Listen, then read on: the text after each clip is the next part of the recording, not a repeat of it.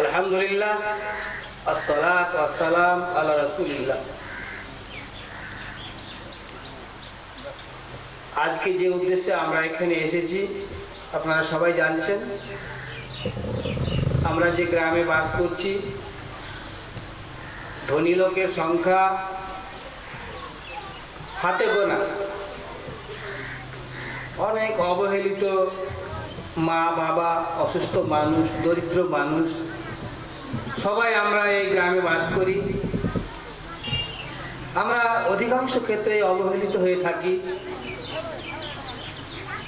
এমন কোনো প্রতিষ্ঠান নেই যে প্রতিষ্ঠানগুলো আমাদেরকে বেশি বেশি করে সুযোগ পাইয়ে দেবে, সুযোগ করিয়ে দেবে,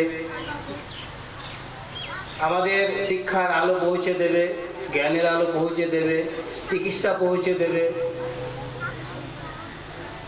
আমার এই এলাকায় দীর্ঘদিনের অভিজ্ঞতা থেকে এটুকুই বুঝছি, আমরা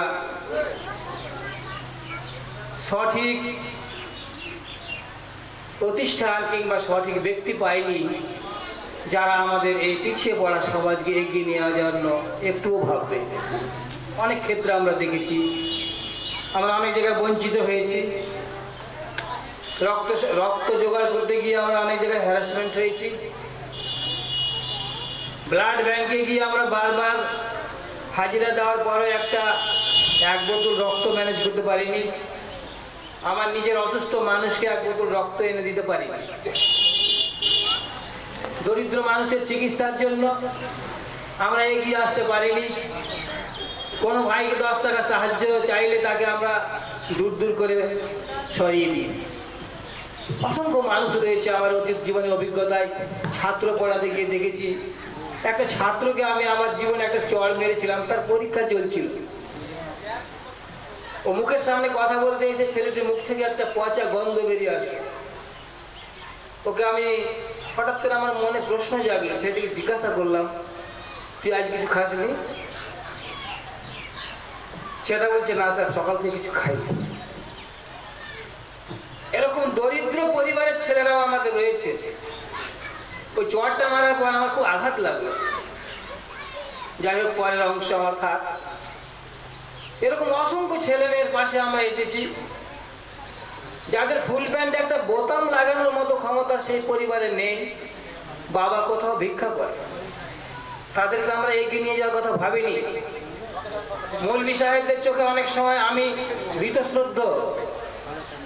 আমি সেই জায়গায় বলতে চাই, সারা রাত জ্ঞানের কথা, নীতির কথা বলে মানুষের সমাজের পরিবর্তন ঘটানো যায় না। সারা রাত চিৎকার চেঁচামেচি করে দরিদ্রের কিছু করা যায় না। সারা রাত চিৎকার করে এই সমস্ত চিকিৎসাহীন লোকেদের, অসুস্থ মানুষদের কিছু করা যায় না। সারা বক্তব্য রাখার পর সকালবেলায় হাজার হাজার টাকা গুনে নিয়ে যায় আমাদের মতো মৌলভী সাহেবরা। সমাজের দরিদ্ররা দরিদ্রই থেকে গেছে, অশিক্ষিতরা অশিক্ষিত থেকে গেছে। ইলমের কথা নিয়ে সারা রাত আলোচনা হয়েছে, কিন্তু আমরা কেউ মাঠে যাইনি, ময়দানে নামিনি, মঞ্চে থেকে গেছি। মৌলভী সাহেব মঞ্চে পর্যন্তই, আর না। দেখেছেন, কেউ মনে কিছু নেবেন না। মৌলভী সাহেব মসজিদের মধ্যে যেটুকু কাজ করেন সেটা ইসলামের একটা অংশ বটে, কিন্তু ইসলামিক দায়িত্ব এর থেকে আরো বৃহত্তর, এর থেকে আরো অনেক বড়, অনেক বেশি রয়েছে। আমরা কিন্তু সেই জায়গায় মৌলভী সাহেবদের দেখতে পাই না। যারা সাহায্যের কথা বলেন, যারা হাদিস তুলে কথা বলেন, গরিবকে সাহায্য করো, এতিমকে সাহায্য করো, দুস্থকে সাহায্য করো, চিকিৎসার জন্য তাকে সাহায্য করো, অসুস্থ হলে তাকে দেখতে যাও, অনেক হাদিস। দুঃখের বিষয়, মৌলভী নিজে কোথাও যান না। এটা ইসলাম নয়, এই উদ্দেশ্য আমাদের নয়। উদ্দেশ্য হবে মানুষের কাছে পৌঁছানো।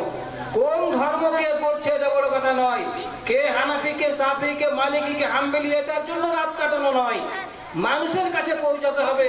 ওটা হানাফি লোকটা অসুস্থ হতে পারে, সাফি লোকটা অসুস্থ হতে পারে, যাকে আহলে হাদিস বলছেন, লা মাজহাবি বলছেন, সেই লোকটাও আপনার সাহায্য পেতে পারে। তার অধিকার রয়েছে, মুসলমানের হক। ভাষণ দিলে হবে না, ময়দানে নামতে হবে, যেমন করে গ্লোবাল পিস ফাউন্ডেশন শপথ নিয়ে নেমেছে। আমরা শুধু নিজে ভাষণ দেব, মঞ্চে ভাষণ দিলাম, ভাষণ শেষ। সকালবেলায় দেখা যাচ্ছে একটা রোগী ছটপট করছে, ওখানে মৌলবি নেই, আছে গায়ের দু একটা ছেলে, যার কাছে আমরা আশা করব মৌলবি সাহেব, আপনার কাছে আশা করব যেটা মুখে বলছেন সেটা মঞ্চ থেকে নেমে ময়দানে করুন, মাঠে করুন, গ্রামে করুন, পাড়ায় করুন। অসুস্থ ছেলে, অসুস্থ মানুষ, একটা বইয়ের অভাবে একটা ছেলের পড়া হয় না। আজকে আমরা বাছাই করছি কোনটা হানাফি না সাফি না মালিকি, এর উদ্দেশ্য কি, এর পারপাস কি? আশ্চর্য কথা। আরে মানুষের সেবা করো, মানুষের কাছে যাও। আগে তুমি মশলা বলছো, তুমি এটা করিও না, এটা করো। পেটে ছুঁচোর কীর্তন আর বাইরে খোল কীর্তন কিচ্ছু হবে না।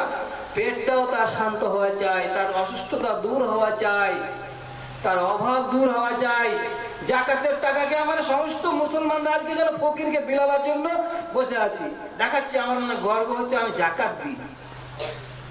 সঠিক জায়গায় জাকাত খরচ হচ্ছে না, নাহলে আপনার সমাজের ভিখারি আরেক সমাজে যেতে পারে না।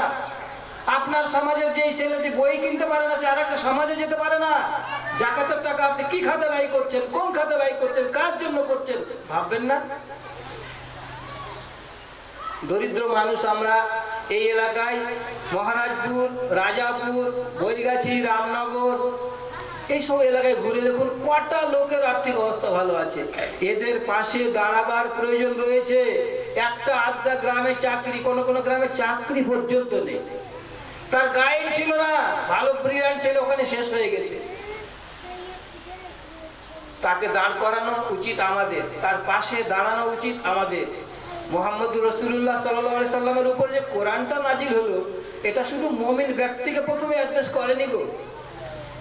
কোরআন মাজিদের ভ্যারাইটিস জায়গা, বিভিন্ন জায়গায় বলা হয় ইয়া আইয়ুহান নাস, হে মানববৃন্দ, হে মানুষ। মানুষটা কোন সম্প্রদায়ে? সমস্ত পৃথিবীর মানুষকে অ্যাড্রেস করা হচ্ছে। এখানে কোনো হানাফি, সাফি, মালিকি, হাম্বলি কাউরি নয়। আপনি শুয়োর খেলেও আপনার রক্ত এবি পজিটিভ হতে পারে। আমি গরুর গোশত খেলেও আমার রক্ত এবি পজিটিভ হতে পারে। এখানে কোনো জাতের প্রশ্ন নেই, বর্ণের প্রশ্ন নেই, মাযহাবের প্রশ্ন নেই। এমন একটি প্রতিষ্ঠান আমাদের দরকার।